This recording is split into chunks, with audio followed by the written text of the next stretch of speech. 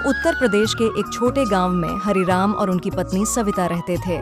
हरिराम खेती किसानी करने वाला सीधा साधा आदमी था, पर पैसों और सौदों में थोड़ा कमजोर पड़ जाता। सविता इसके ठीक उलट तेज दिमाग और बातों की धनी थी। एक दिन गांव का बनिया हरिराम के खेत की सबसे उपजाऊ जमीन आधी कीमत में खरीदने आ पहुंचा। हरिराम तो लगभग तैयार हो गया, मगर सविता ने धीरे से कहा, इतनी जल्दी हाँ मत करो, पहले देखो इस जमीन को बेचने से हमें क्या खोना पड़ेगा।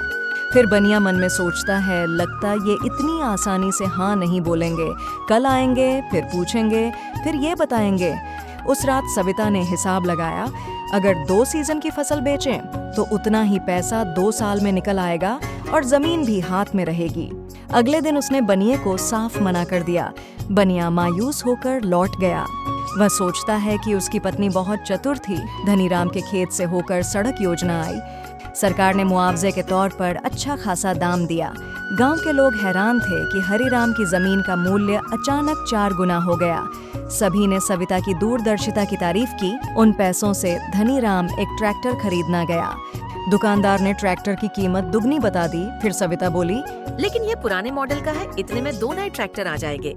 इतना सुनकर दुकानदार हैरान हो जाता है और फिर ट्रैक्टर की सही कीमत बताता है। कुछ ही सालों में हरिराम का खेत गांव का सबसे आधुनिक और लाभदायक बन गया। लोग कहते, हरिराम भाग्यशाली है कि उसकी पत्नी इतनी समझदार है।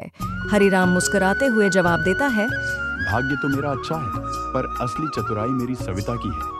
यह कहानी बताती है कि जीवन में चतुराई, धैर्य और दूरदृष्टि कितनी जरूरी है।